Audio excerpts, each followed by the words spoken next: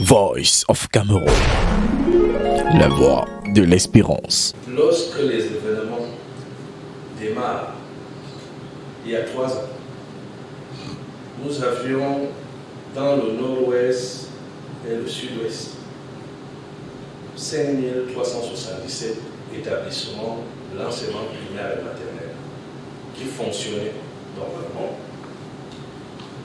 Aujourd'hui, nous avons 895 établissements qui fonctionnent. Vous voyez bien que près de 4482 écoles sont soit fermées, soit transformées en base arrière de sécessionnistes, soit totalement détruites. Et si je vais détailler, je voudrais dire ici que dans le nord-ouest, où il y avait 3136 écoles, nous avons aujourd'hui 3009 écoles qui sont fermées complètement. Nous avons également 121 673 élèves affectés avec 9806 enseignants. Dans le sud-ouest, 2241 écoles existaient au début de la crise. Aujourd'hui, il y a 768 qui sont fonctionnels, 1473 sont fermés, avec une population de 6034 enseignants qui ne travaillent pas à cause de ça, et 201 000 élèves, 14, qui sont aujourd'hui affectés par ces fermetures. Alors, pourquoi est-ce que je donne ces chiffres? C'est pour dire que la frange de la population qui est concernée par ce phénomène terroriste est une frange très très jeune. Et les parents n'ont pas eu de choix que de les déplacer. Je voudrais également donner une autre explication. Pourquoi est-ce que les écoles sont autant touchées? On ne peut pas penser que l'armée sera présente dans tous les villages. On ne peut pas penser que la police sera présente dans tous les villages. C'est la raison pour laquelle, quand on parle des parents,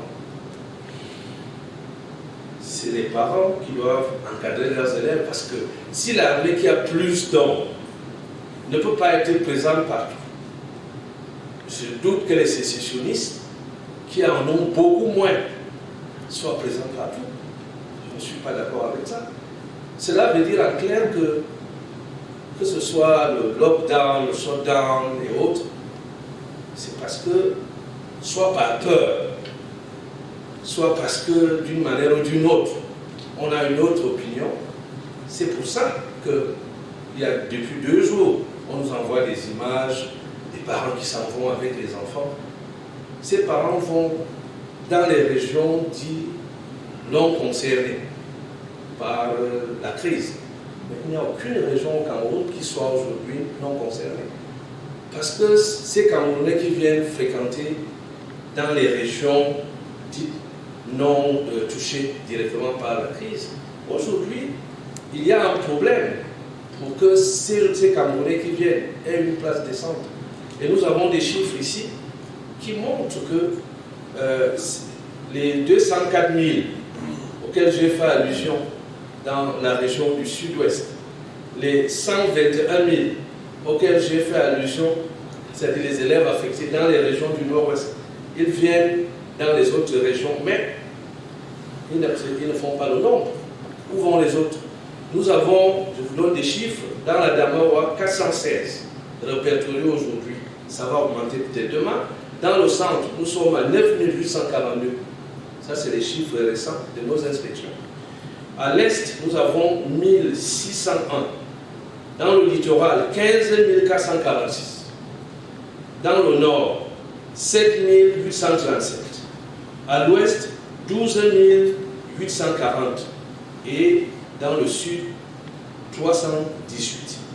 Ça fait en tout 48 300. Nous sommes passés des centaines de milliers d'autres.